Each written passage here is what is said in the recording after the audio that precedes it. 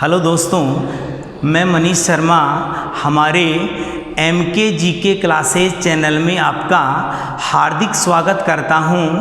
पिछली क्लास में हमने कर्म कारक तक का संपूर्ण अध्ययन किया था। आज जो हमारा मूल विषय है वो है करण कारक तृतीया विभक्ति, जिसका चिन्ह है से या द्वारा। ठीक है। अब यहाँ इसका पहला सूत्र है वो है कर्तरी करणयोस् तृतीया। सूत्र का नाम है कर्तरीस् करणयोस् तृतीया। ठीक है। इसका अर्थ क्या है, वो भावार्थ, संस्कृत भावार्थ है, वो बताता हूँ मैं।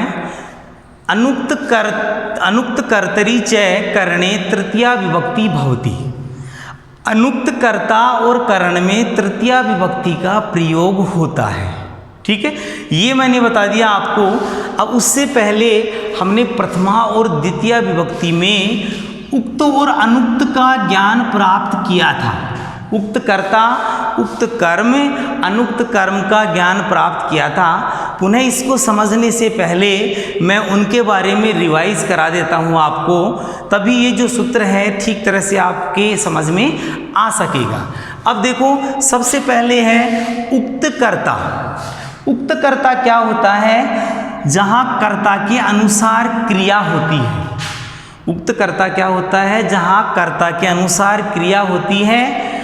ठीक है, यह कर्तृवाच्य में होता है। ठीक है। अब जैसे उदाहरण मैं आपको बता रहा हूँ, राम है पाठम पढ़ती। राम पाठ पढ़ता है, कर्ता के अनुसार क्रिया कैसी हुई देखो मैं बताता हूँ। यहाँ राम एक वचन का रूप है, प्रथमा व्यक्ति एक वचन का रूप है, तो यहाँ एक वचन की ही क्रिया आएगी। ठीक है, तो कर्ता के अनुसार क्रिया हो गई। और यहाँ वहाँ कर्तृवाच्य का कर्ता होता है वो उक्त होता है, क्योंकि कर्ता में प्रथमा विभक्ति का प्रयोग किया जाता है। तो पहली स्थिति क्या हो गई, मैंने बताया था कि ये प्रश्न आ जाते हैं एग्जाम्स में। उक्त कर्ता में किस विभक्ति का प्रयोग होता है, तो आपने बतलाना है प्रथमा विभक्ति का प्रयोग, जैसे ये उदाहरण मैंने आपको बता दिया था। ठीक है। दूसरा है उक्त कर्म। उक्त कर्म क्या होता है, कर्म के अनुसार क्रिया। कर्म यदि एक वचन का होगा तो क्रिया भी एक वचन की, कर्म यदि द्विवचन का होगा तो क्रिया भी द्विवचन की, इस प्रकार। और वो कर्म होता है, उक्त कर्म होता है, वो कर्मवाच्य में होता है। मतलब उक्त कर्म का अर्थ ये होता है कि वहाँ उक्त कर्ता था तो कर्ता में प्रथमा विभक्ति का प्रयोग, और उक्त कर्म है यहाँ तो यहाँ कर्म में प्रथमा विभक्ति का प्रयोग, वो कर्मवाच्य में होता है। यहाँ उदाहरण दे रहा हूँ मैं, रामेण पाठे पठ्यते। राम के द्वारा पाठ पढ़ा गया। ठीक है, तो यहाँ ये कर्म है, पाठ है, ये कर्म है, ये पाठ है, इसमें इसके अनुसार क्रिया है। यहाँ एक वचन का है तो एक वचन के अनुसार क्रिया है, इसीलिए उक्त कर्म हो गया। तो उक्त कर्म में प्रथमा विभक्ति का प्रयोग होता है। तो दो चीज क्लियर हो गई आपकी कि उक्त कर्ता में किस विभक्ति का प्रयोग होता है, प्रथमा का, और उक्त कर्म में प्रथमा विभक्ति का ही प्रयोग होता है। तीसरी है अनुक्त कर्म। अनुक्त कर्म, इससे इन दोनों से उल्टा ले लो, उक्त का उल्टा अनुक्त। अनुक्त का अर्थ है कर्ता के अनुसार क्रिया नहीं, कर्ता के अनुसार क्रिया नहीं। तो यहाँ उदाहरण मैंने दे रहा हूँ, बता रहा हूँ आपको, ग्रामम अभिते वृक्षा सन्ति। गांव के दोनों ओर वृक्ष है, कर्तृवाच्य का वाक्य है। यहाँ वृक्ष के अनुसार क्रिया है, वृक्ष बहुवचन है तो बहुवचन के अंदर प्रथमा विभक्ति बहुवचन का रूप है, तो ये बहुवचन का ही ये क्रिया का रूप है। तो कर्ता के अनुसार क्रिया है। यहाँ कर्म ग्रामम है, ग्रामम के अनुसार क्रिया नहीं है, इसीलिए ये अनुक्त कर्म हो गया। और अनुक्त कर्म होने के कारण से इस ग्रामम शब्द में द्वितीय विभक्ति का प्रयोग हुआ है। तो उक्त कर्ता में प्रथमा व्यक्ति का प्रयोग, उक्त कर्म में प्रथमा व्यक्ति का प्रयोग, अनुक्त कर्म में द्वितीय विभक्ति का प्रयोग होता है। अब इनको समझने के बाद ये पहला सूत्र है हम क्लियर कर सकते हैं। उक्त और अनुक्त के बारे में तो आपको ध्यान पड़ गया कि क्या होते हैं। ठीक है, तो यहाँ पहला सूत्र है कर्तरी करणयोस् तृतीया। अनुक्त कर्ता और अनुक्त करण में तृतीया विभक्ति का प्रयोग होता है। अनुक्त क्या होता है, अनुक्त बता दिया था कि कर्ता के अनुसार क्रिया नहीं, कर्ता के अनुसार क्रिया नहीं। तो यहां देखो ये उदाहरण ले रहा हूं मैं, रामेण बाणेन हते बाली, राम के बाण के द्वारा बाली मारा गया, राम के बाण के द्वारा बाली मारा गया। अब देखो स्थिति, राम ने, मारने वाला कौन है, मारने वाला है राम, तो राम क्या हो गया, यहां कर्ता हो गया, कर्ता हो गया। लेकिन इसके अनुसार ये क्रिया नहीं है, इसके अनुसार क्रिया नहीं है, इस कारण से ये अनुक्त कर्ता हो गया। और अनुक्त कर्ता में इस सूत्र के अनुसार रामेण में यहाँ जो है अनुक्त कर्ता है, इसमें तृतीया विभक्ति का प्रयोग हुआ। मान लो यहाँ कर्ता के अनुसार क्रिया होती तो यहाँ प्रथमा व्यक्ति का प्रयोग हो जाता, वो उक्त के अंतर्गत आ जाता। लेकिन अनुक्त कर्ता इसीलिए कहा गया है इसको, क्योंकि जो है राम के अनुसार, राम जो कर्ता है उनके अनुसार क्रिया नहीं है, इसीलिए ये कर्ता तो हो गया, लेकिन कौन सा है, अनुक्त कर्ता। और अनुक्त कर्ता में हमेशा तृतीया विभक्ति का प्रयोग होता है। किस विभक्ति का प्रयोग होता है, तृतीया विभक्ति का प्रयोग होता है। ठीक है, क्लियर। अब जो है ये करण आ गया, और ये करण, करण क्या है कि करण कारक का चिन्ह है से या द्वारा, तो इसमें भी जो है तृतीया विभक्ति का प्रयोग होता है। जैसे आपको जो है जो नेक्स्ट सूत्र है उसमें भी पढ़ने को मिलेगा स्पष्ट रूप से। यहाँ है जैसे से कलमेण लिखती, वह कलम से लिखता है, कलम से लिखता है। तो यहां देखो लिखने का ये करता है और ये लिखना है क्रिया, ये किसके द्वारा, क्रिया की सिद्धि में ये क्रिया को, लिखना क्रिया को किसके द्वारा पूर्ण कर रहा है, कलम के द्वारा। तो ये कलम यहां हो गया करण। ठीक है, तो मैंने बताया कि अनुक्त कर्ता और अनुक्त करण में, करण कारक में तृतीय व्यक्ति का प्रयोग होता है। ठीक है, क्लियर। अगला सूत्र देखिए,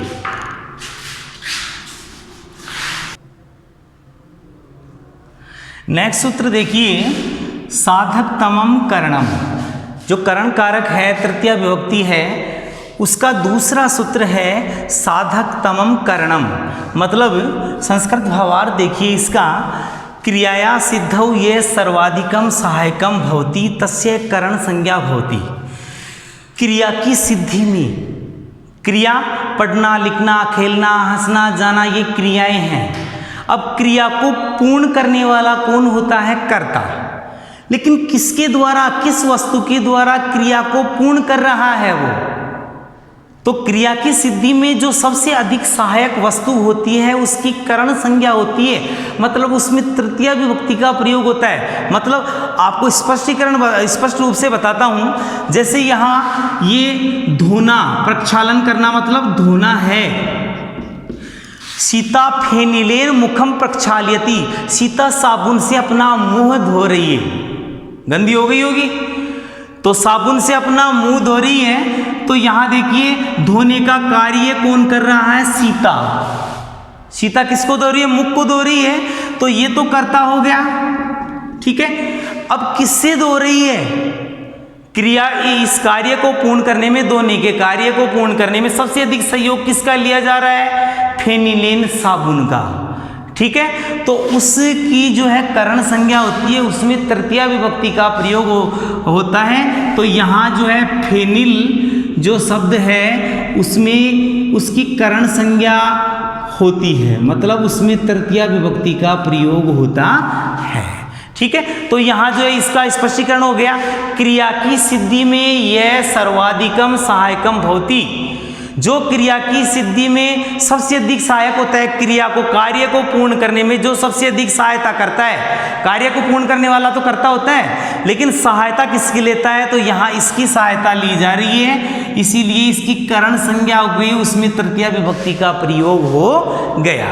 दूसरा उदाहरण लेता हूं मैं। राकेश कलमेण लिखती, राकेश कलम से लिखता है। राकेश किससे लिख रहा है, कलम से। अब राकेश क्या हो गया, लिखने वाला, किसी कार्य को पूर्ण, क्रिया को पूर्ण करने वाला कौन है, ये है राकेश कर्ता। ठीक है, ये लिखना हो गई क्रिया, अब क्रिया को पूर्ण करने में, लिखना क्रिया को पूर्ण करने में सबसे अधिक किसका सहयोग लिया जा रहा है? यहां लिया जा रहा है कलम का। कलम से लिख रहा है, कलम नहीं होते लिख सकता क्या? नहीं लिख सकता। इसीलिए इस कलम शब्द की, जो कलम शब्द है उसकी करण संज्ञा हो गई, मतलब उसमें तृतीया विभक्ति का प्रयोग हो गया। अब तीसरा है रामेण बाणेन हते बाली। ये पिछले सूत्र में भी बताया था, और अधिक इसको स्पष्ट कर देता हूं। राम के बाण के द्वारा हते बाली मारा गया। राम के बाण के द्वारा बाली मारा गया। अब देखो ये हते है, इसमें हन धातु है, हन धातु का अर्थ है मारना। ये क्या है? क्रिया। अब क्रिया को पूर्ण करने वाला कौन है? क्रिया को पूर्ण करने वाला यहां राम है। ये राम हो गया कर्ता, ठीक है। ये हो गई क्रिया। किसके द्वारा मार रहा है? सबसे अधिक सहायक वस्तु क्या है? बाण है। तो यहां ये बाण है, ये जो है करण हो गया, मतलब इसकी करण संज्ञा हो गई, ठीक है। तो यहां जो है इसमें तृतीया विभक्ति का प्रयोग हुआ, ठीक है। तो यहां स्थिति क्या है कि क्रिया की सिद्धि में जो धातुएं हैं, क्रिया को पूर्ण करने में जो सबसे अधिक सहायक वस्तु होती है, ठीक है। क्रिया को पूर्ण करने वाला तो कर्ता होता है, लेकिन किसकी सहायता से कर रहा है वो क्रिया को पूर्ण, कार्य को पूर्ण किसकी सहायता से कर रहा है? तो वहां उसकी करण संज्ञा होगी, उन शब्दों की करण संज्ञा होगी, और करण कारक में तृतीया विभक्ति का प्रयोग किया जाता है। ये प्रश्न आया हुआ है, फर्स्ट ग्रेड में भी आया हुआ, सेकंड ग्रेड में भी आया, रीट में भी आया हुआ है। रामेण बाणेन हते बाली, राम के बाण के द्वारा बाली मारा गया। तो यहाँ इस बाण यहाँ क्या है? तो बाण आपको बताना है, क्योंकि ये क्रिया की सिद्धि में सबसे अधिक सहायक वस्तु बाण है, इसलिए बाण है करण। क्या है? करण। और करण होने के कारण से या करण संज्ञा होने के कारण से इसमें तृतीया विभक्ति का प्रयोग हुआ है। उससे पहले वाले में अनुक्त कर्ता में तृतीया विभक्ति का प्रयोग होता है। अनुक्त कर्ता में तृतीया विभक्ति का प्रयोग होता है, तो मैंने बताया था यहां राम अनुक्त कर्ता है। पूछा जाता है कि अनुक्त कर्ता क्या है यहाँ, तो अनुक्त कर्ता में तृतीया विभक्ति का प्रयोग किया जाता है, और यहाँ जो है राम अनुक्त कर्ता है, इसीलिए यहाँ तृतीया विभक्ति का प्रयोग हुआ है। नेक्स्ट सूत्र देखिए तीसरा सूत्र है करण कारक का, सहयुक्ते अप्रधाने। तीसरा सूत्र का क्या नाम है? सहयुक्ते अप्रधाने। मतलब इसका अर्थ क्या होता है? साथ, ठीक। सह, साकम, सार्धम, व समम, इन चारों का अर्थ है साथ। एक दूसरे के समानार्थी शब्द हैं ये, एक दूसरे के समानार्थी शब्द हैं। सह, साकम, सार्धम व समम शब्दानाम योगे। ये शब्द यदि वाक्य में आए तो अप्रधान कारकस्य है करण संज्ञा भवति। अप्रधान कारक की करण संज्ञा होती है, अप्रधान कारक में तृतीया विभक्ति का प्रयोग होता है, ठीक है। अब यहाँ देखो, जैसे उदाहरण लेता हूँ, फिर उदाहरण के द्वारा मैं समझाता हूँ। पिता पुत्रेण सह गच्छति। पिता पुत्र के साथ जाता है। अब कहीं भी जा रहा हो वो स्थिति अलग है, लेकिन यहां देखो सह शब्द का यहां जो है सह का प्रयोग हो गया, ठीक है। तो यहां उससे पहले वाला जो शब्द होगा वो अप्रधान कारक होगा। क्या होगा? अप्रधान कारक होगा, और उसकी करण संज्ञा हो जाएगी, मतलब उसमें तृतीया विभक्ति का प्रयोग हो जाएगा। किसके योग में? जैसे इसमें पुत्रेण में जो है तृतीया विभक्ति का प्रयोग किसके योग में? सह शब्द से योगे, सह शब्द के योग में, ठीक है। फिर यहाँ देखो साकम, इसका अर्थ भी समानार्थी अर्थ है साथ। राम है रावणेन साकम, राम रावणेन सार्धम युद्धम कृतवान। सार्धम शब्द आ गया, ये पहले लिख दिया मैंने, कोई नहीं। राम रावणेन सार्धम युद्धम कृतवान, राम ने रावण के साथ युद्ध किया, ठीक है। अब यहाँ जो है रावण में विभक्ति का प्रयोग किया गया तृतीया। आपसे पूछा जाए कारण क्यों, तो सार्धम शब्द योगे, सार्ध, सार्ध का अर्थ है साथ ही, एक दूसरे के पर्यायवाची शब्द हैं, लेकिन जो शब्द आए उसके योग में आपको जो है तृतीया विभक्ति का प्रयोग करना है। अभी यहाँ सह आ जाता तो सह शब्द योग्य लिख देते, ठीक है, लेकिन यहाँ सार्धम आ रहा है, इस कारण से यहाँ तृतीया विभक्ति का प्रयोग हुआ है। हाँ, पूछा जाए ये पूछा जाए कि जो है कि भाई यहाँ जो कौन सा सूत्र प्रयुक्त हुआ है, तो आपको करना भाई सहयुक्त अप्रधाने, लेकिन जो रीट में इस प्रकार का प्रश्न नहीं पूछा जाता है, केवल या तो कारण पूछा जाता है या किस विभक्ति का प्रयोग हुआ है ये पूछा जाता है, ठीक है। तो फिर तीसरा है सीता रामेण साकम वनम गतवती, सीता राम के साथ वन गई। यहां साकम शब्द का अर्थ भी साथ के अर्थ में है, ठीक है। तो यहां जो उससे पहले वाला शब्द है ये राम रामेण है, ये अप्रधान कारक है, तो इस अप्रधान कारक की करण संज्ञा हो जाएगी, मतलब इसमें तृतीया विभक्ति का प्रयोग हो जाएगा, ठीक है। पूछा जाए किसके योग में, साकम शब्द योगे, ठीक है, और सूत्र कौन सा जो है प्रयुक्त हुआ है, सहयुक्ते अप्रधानी, ठीक है। अब यहाँ जो है चौथा है राकेश शामेण समम भोजनम करोति, राकेश शाम के साथ भोजन करता है, साथ भोजन कर रहा है, तो समम का अर्थ यहाँ समम का अर्थ यहाँ साथ के अर्थ में ही है, ठीक है, साथ के अर्थ में है। किसके साथ भोजन कर रहा है, तो जिसके साथ भोजन कर रहा है वो अप्रधान कारक हो गया, और उस अप्रधान कारक की करण संज्ञा हो गई किस सूत्र से, सहयुक्त अप्रधान से, ठीक है, अर्थात इस श्याम शब्द में तृतीया विभक्ति का प्रयोग हो गया। मूल रूप से सार क्या है, आपको केवल ये बतलाना है कि अगर किसी भी वाक्य में सह साकम सार्धम समम मतलब सह साकम सार्धम समम ये चार शब्द आए, एक साथ नहीं आएंगे, अलग अलग आएंगे, उससे पहले वाला शब्द जो है अप्रधान कारक होगा, उस अप्रधान कारक की करण संज्ञा होगी, मतलब उसमें तृतीया विभक्ति का प्रयोग होगा। ये आपको याद करने पड़ेंगे। अगर विभक्ति का भी ज्ञान नहीं है तो बस इतना याद रख लो, सह साकम सार्धम समम, ठीक है, इनमें किस विभक्ति का प्रयोग होता है तो आपको बताना है तृतीया। अगला सूत्र देखिए, ठीक है, नेक्स्ट सूत्र देखिए, येनांग विकार है। येनांग विकार का अर्थ, येनांग विकार का अर्थ क्या है, येन अंगेन या येन विकृतेन अंगेन अंगिने विकारे लक्ष्यते तस्मिन् विकृत अंगे तृतीया विभक्ति भवति। जिस विकृत अंग से, विकृत अंग का अर्थ है दोष युक्त अंग, ठीक है, जिस विकृत अंग से अंगिने किसी व्यक्ति का शरीर का कोई अंग दोष युक्त दिखाई देता है, उस विकृत अंग में तृतीया विभक्ति का प्रयोग होता है, ठीक है। जैसे साधारण भाषा में अपन लेते हैं, किसी भी व्यक्ति के शरीर का कोई भी अंग किसी भी दोष से युक्त है मतलब खराब है, तो उस विकृत अंग में तृतीया विभक्ति का प्रयोग होता है। सारे शरीर में तृतीया विभक्ति का प्रयोग नहीं होगा, जो शरीर का अंग खराब होगा उसमें तृतीया विभक्ति का प्रयोग होगा।